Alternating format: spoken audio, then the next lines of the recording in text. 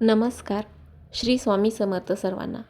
उद्या 29 जुलै उद्या आहे गुरुपौर्णिमा. गुरुपौर्णिमाच्या निमित्ताने जर तुम्हाला कोणतीही सेवा करण्यासाठी वेळ हा मिळत नसेल तर तुम्ही फक्त या अध्यायाचे पठण हे करू शकता. हा अध्याय हा संकटहरण करणारा अध्याय आहे.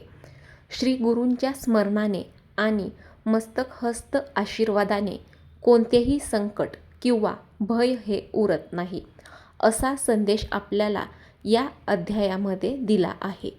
श्री गुरु सायनदेवाला आणि त्यांच्या वंशाला अखंड लक्ष्मी, निरोगी आयुष्य आणि संततीचे सुख मिळण्याचा वर हे देतात. तर गुरुपौर्णिमेनिमित्त आपल्याला हा अध्याय पठण करायचा आहे. जर तुम्हाला पठण करायला जमत नसेल तर तुम्ही श्रवण देखील करू शकता. श्रवण केल्याने देखील सर्व संकटांचे निवारण होऊन श्री गुरूंची कृपाही तुमच्यावरती होते. ताईंनो आणि दादांनो, गुरुचरित्राच्या या अध्यायाला खूप जास्त महत्त्व आहे. कारण हा जो अध्याय आहे तो अध्याय हा आपल्यावरील संकट हरण करणारा अध्याय आहे. या अध्यायाच्या संकल्पाने आपल्याला लवकरात लवकर फळ हे मिळत असते आणि आपल्या जीवनामध्ये कितीही कठीण प्रसंग येऊ द्या, आपण त्यांना सामोरे जाऊ शकतो. श्री गुरुचरित्रामधील या अध्यायाचे आपण वाचन केले तर त्याने आपल्याला का फळ मिळते? तर ताईंनो, गुरुचरित्राचा हा अध्याय आपण रोज वाचला तर आपल्याला विरोधकांची भीतीही कसलीही उरत नाही. कसलाही विरोधक असू द्या तर त्याची आपल्याला भीतीही उरत नाही. आपल्याला विरोधकांपासून जर आपल्या जीवाला धोका असेल तर गुरुकृपेने आपले विरोधक हे आपल्याला कोणत्याही प्रकारची इजा हे करू शकणार नाहीत. हा फायदा या अध्यायाचा आहे. त्यानंतर जे काही नकारात्मक विचार आपल्या मनामध्ये सतत चालू असतात तर त्या नकारात्मक विचारांपासून देखील आपली सुटका होण्यासाठी ही मदत होते. ताईंनो आणि दादांनो, तुमच्या आयुष्यामध्ये जास्त अडथळे येऊ लागतात तर ते अडथळे फक्त आपल्या नकारात्मक विचारांमुळेच. जर तुम्ही रोज या अध्यायाचे पठण करत असाल तर नक्कीच अशा नकारात्मक विचारातून तुम्ही बाहेर येऊ शकता आणि तुम्ही सकारात्मक विचारांसोबत जोडले जाऊ शकता. ताईंनो आणि दादांनो, तर तुम्हाला कोणत्या अध्यायाचं पठण करायचं आहे? उद्या गुरुपौर्णिमा आहे तर गुरुपौर्णिमाच्या निमित्ताने तुम्हाला 14व्या अध्यायाचे हे पठण करायचे आहे. जर तुम्ही 14व्या अध्यायाचे पठण केले तर तुमच्या जीवनामधील सर्व संकटेही दूर होतील. अडचणींतून तुम्ही मुक्त होण्यासाठी 14वा अध्याय हा वाचायचा आहे. 14वा अध्याय हा क्रूर यवनास शासन नावाने ओळखला जातो. मित्रांनो, या धावपळीच्या जीवनात जर तुम्हाला अध्याय वाचायला वेळ मिळत नाही तर तुम्ही जॉबवरती जात असाल, जर तुम्हाला बसमध्ये थोडा जरी वेळ मिळाला तर तुम्ही बसमध्ये देखील हा अध्याय वाचू शकता. कोणाला काही अडचणी असतील किंवा मार्ग मिळत नसतील किंवा मानसिक त्रास असेल किंवा कोणत्याच कामात यश हे मिळत नाही तर ताईंनो, तुम्ही हा 14वा अध्याय वाचू शकता. गुरुचरित्रामधील 14वा अध्याय हा साधासुद्धा अध्याय नसून हा अध्याय तुम्हाला तुमच्या संकटातून बाहेर काढेल. आपल्या घरामध्ये कोणी आजारी असेल, काही केले तरी फरक पडत नसेल तर तुम्ही नक्की 14वा अध्याय वाचायचा आहे. तुम्हाला नक्कीच कोणता ना कोणता मार्ग मिळेल व सर्व संकटेही दूर होतील. कारण 14वा अध्याय हा खूप प्रभावशाली अध्याय आहे. हे बघा ताईंनो आणि दादांनो, नोकरीच्या ठिकाणी काही समस्या असेल किंवा घरात आपल्या सतत वाद होत आहेत, आपल्या घरातील मुलं चिडचिड करत असतील किंवा अन्य कोणती समस्या असेल तर तुम्ही नियमित या अध्यायाचे वाचन करा. तुम्हाला अनुभव नक्कीच येईल. हा अध्याय खूप प्रभावशाली अध्याय आहे. 14वा अध्याय कोणी कोणी वाचावा? तर हा अध्याय वाचण्यासाठी कोणालाही बंधन नाही. मुली असतील, मुलं असतील, महिला, विवाहित, विधवा असतील तर त्यांनीसुद्धा हा अध्याय पठण करायचा आहे.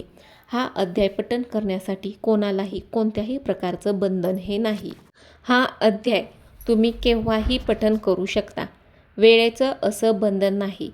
जर तुम्हाला वाटले सकाळी देवपूजेच्या दरम्यान अध्याय पठण करावा तर तुम्ही हा अध्याय पठण करू शकता किंवा पहाटे पठण केला तरी देखील चालेल. ज्यांना कोणाला वेळ मिळत नाही तर त्यांनी संध्याकाळी पठण केला तरी देखील चालेल. हा अध्याय पठण करण्यासाठी फक्त 3.5 ते 4 मिनिटे लागतात. ताईंनो आणि दादांनो, उद्या गुरुपौर्णिमा आहे. उद्याचा दिवस हा स्वामींच्या सेवा करण्यासाठी खूप मोठा दिवस आहे. जर तुम्हाला कोणतीही सेवा करण्यासाठी वेळ मिळत नसेल, काही कारणास्तव तुम्हाला जमत नसेल तर तुम्ही ही सेवा तुम्ही नक्कीच करू शकता. तुम्ही या अध्यायाचे पठण हे करू शकता. हा अध्याय पठण करताना फक्त दुपारी 12 ते 12:30 मध्ये तुम्ही अध्याय पठण करू शकत नाही. कारण ही वेळ दत्त महाराजांच्या दीक्षेची वेळ असते. ही वेळ सोडून तुम्ही दिवसभरात कधीही हा अध्याय पठण करू शकता. लक्षात ठेवा, 12 ते 12:30 मध्ये तुम्ही अध्याय पठण करू शकत नाही. मित्रांनो, तुम्हाला जसा वेळ मिळेल 7, 11, 21, 51, 108 याच्यापेक्षा जास्त वेळासुद्धा तुम्ही हा अध्याय पठण करू शकता. आपण हा अध्याय पठण करत असताना संकल्प करावा का, तर सर्वांना प्रश्न पडला असेल. तर मित्रांनो, आपल्या नित्यसेवेमध्ये जर का हा अध्याय रोज आपण वाचत असेल तर संकल्प करायची गरज नाही. जर संकल्प करायचा असेल तर सकाळी लवकर उठून स्नान करून घ्यायचे आहे. आपली सकाळची देवपूजा करून घ्यायची आहे. त्यानंतर आपल्याला स्वामींचा एक फोटो लागणार. त्या फोटोसमोर बसून हातात थोडे पाणी, अक्षता आणि फूल हातात घेऊन आपलं स्वतःचं नाव आणि गोत्र बोलून आपला संकल्प करायचा आहे. आपली जी काही इच्छा आहे ती स्वामी महाराजांना सांगायची आहे. तुमचा संकल्प करायचा उद्देश काय आहे ते तुमच्या संकल्पातून तुम्ही स्वामी महाराजांपर्यंत पोहोचवा की माझी अडचण दूर करा किंवा जी काही तुमची समस्या आहे ती त्या संकल्पातून तुम्ही स्वामी महाराजांना सांगू शकता. तुम्ही हे अध्याय पठण किती दिवस करणार आहात हे तुमच्यावरती आहे. कोणी 11 दिवस, कोणी 21 दिवस, तर कोणी 51 दिवस, कोणी 108 दिवस करते. कोणाला जसा वेळ मिळेल तसं अध्याय पठण करतात. आणि नंतर मग श्री दत्त महाराजांना प्रार्थना करायची आहे की माझे हे अध्याय पठण आहे ते निर्विघ्नपणे पूर्ण करून घ्या आणि मान्य करा, अशी महाराजांना प्रार्थना करा. त्यानंतर संकल्पाचे पाणी तांब्यात सोडून द्या आणि तुळशीला अर्पण करा. तर ताईंनो आणि दादांनो, जर तुमच्या घरामध्ये कोणाला कोणत्याही कामात अडचणी येत असतील तर त्यांच्यासाठी तुम्ही संकल्प घेऊ शकता. तुम्ही त्या व्यक्तीचे नाव आणि गोत्र, त्याच्या समस्येचे निराकरण व अडचण दूर होण्यासाठी पठण करण्याचा संकल्प करू शकता. तर 14वा अध्याय तुम्ही अशा पद्धतीने संकल्प घेऊन देखील पठण करू शकता. 14व्या अध्यायाचे फायदे काय आहेत? 14वा अध्याय तुम्ही पठण केला तर त्याचे फायदे काय होतात? तर सर्वात पहिला फायदा म्हणजे आपल्या आयुष्यातील संकटांचा पूर्णपणे नाश होतो. आपल्या आयुष्यातील जी काही संकट आहेत तर ती संकटे समूळ नाश होतात, नष्ट होतात. मनशांती आणि समाधान प्राप्त होते. आपल्याला मनशांती आणि समाधान देखील प्राप्त होते. तर 14वा अध्याय पठणाचे नियम काय आहेत? तर या सेवेमध्ये आपण नॉनव्हेज खाऊ शकत नाही. म्हणजे कोणत्याही प्रकारचा तुम्ही मांसाहार करायचा नाही.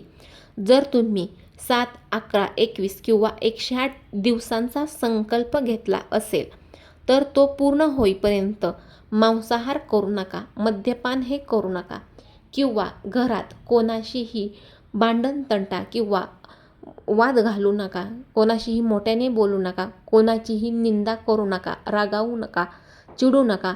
तुमचं मन पूर्णपणे शांत ठेवा आणि मगच ही सेवा करा. महिला मासिक पाळीच्या 6-7 दिवसांमध्ये सेवा ही टाळायची आहे. लक्षात ठेवा, महिलांनी मासिक पाळीच्या 6-7 दिवसांमध्ये सेवा टाळावी. बघा ताईंनो आणि दादांनो, अगदी अशा साध्या सोप्या पद्धतीने तुम्हाला या अध्यायाचे पठण हे करायचे आहे. नियमांचं पूर्णपणे पालन करायचं आहे. तर व्हिडिओमधील माहिती ही तुम्हाला महत्त्वपूर्ण वाटली असेल आणि माहितीपूर्ण वाटली असेल तर व्हिडिओला नक्की लाईक करा, शेअर करा आणि कॉमेंटमध्ये श्री स्वामी समर्थ लिहायला विसरू नका. श्री स्वामी समर्थ. जय जय स्वामी समर्थ. अनंत कोटी ब्रह्मांड नायक श्री स्वामी समर्थ महाराज.